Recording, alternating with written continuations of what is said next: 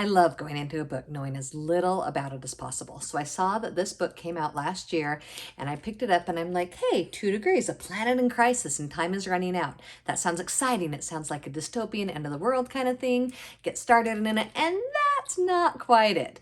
It's about 3 different individuals and they're each told 3 separate stories. It's really well organized too, because each of their stories before it starts says where we're at, the Sierra Nevada, California, part 1. So you know who it is because it separates it by telling you what you're reading right away. So I like that it's well organized like that. And each one is in a life and death situation. And I don't mean they've had a close call. They are each character continually, boom, you're gonna die.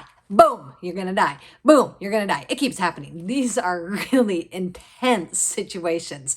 And so it's just constant, like, oh my gosh, what's gonna happen? You wanna keep reading and keep going. It is a lot of excitement, really intense, and I had a lot of fun with it. I do actually want to say really quickly that it's all about, because it's called 2 degrees, right? It's all about climate change. And so the message is really there. So if that's something that bothers you, really probably don't read the book unless you can put aside your views on however you feel about that, because this is a real topic, needs to be talked about, and it is very much addressed in here. Like even when the kid is about to die, they're really in there almost dying and they're contemplating the effects of climate change on the world. So that one, I don't know, I guess everybody has their last minute thoughts and that's it for this kid.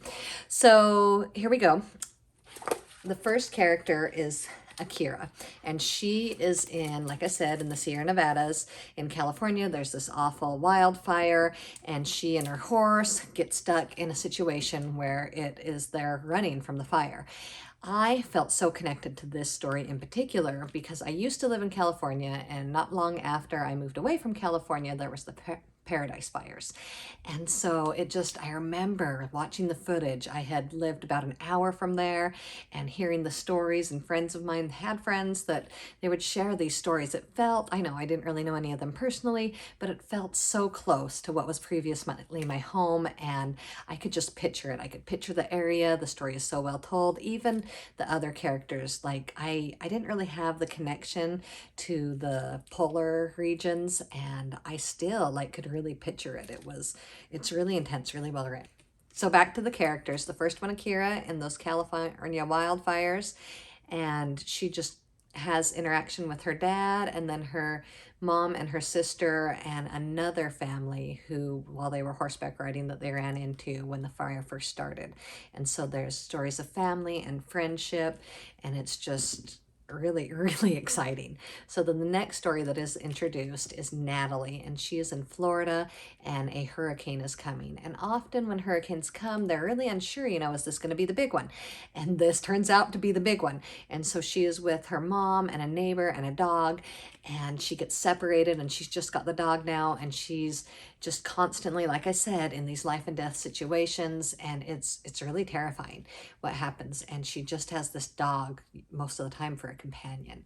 So then the other character is named Owen, and he is in Churchill, Manitoba, and he takes with his family tourists on these trips to see the polar bears from a safe distance. So he knows lots about the polar bears, and this is where he lives regularly.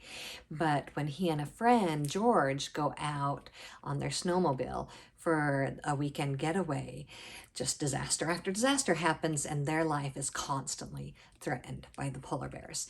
And that's because of the polar bears not being able to get to their home because of the changes of climate. That you read some of Akira's, some of George and Owen's, and then some of Natalie's, and then you go back to Akira, Owen, Natalie.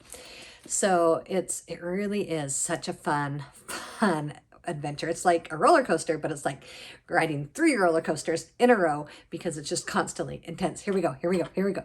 So within these extreme situations, I've mentioned how there's stories of family, like Akira and her family, and Natalie's, and then George and Owen and their friendship. But it's got so many wonderful stories woven in between these extreme, dangerous situations. Like you talk about grace, and you talk about fears and moving and having to adjust to new life changes.